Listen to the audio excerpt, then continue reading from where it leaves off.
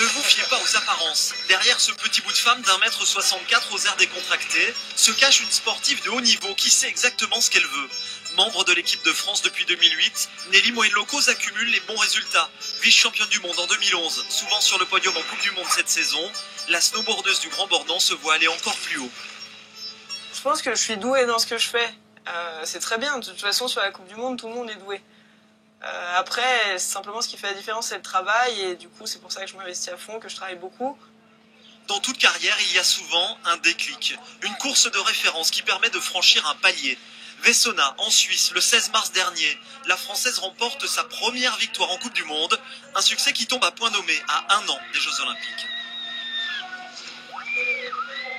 Gagner, c'est pas comme être 2 ou 3e. Il y a vraiment une différence. Elle a réussi à sortir du très grand snowboard. Et du coup, ça la met en confiance pour l'année prochaine. Isola 2000, le week-end dernier, les championnats de France de snow marquent la fin de saison. Nelly est épuisée après un hiver à parcourir la planète. Elle terminera 3e de cette épreuve, avec déjà un seul objectif en tête. 10 minutes après les Jeux de Vancouver, je pensais déjà à ceux d'après, mais oui, c'est cool. C'est cool, il faut le prendre relax et pas se mettre la pression. Moi, du moins, je marche pas à la pression. À seulement 22 ans, Nelly Moen-Locos a un potentiel incroyable et pour être dans le futur, la nouvelle star du snowboard français, réponse l'hiver prochain.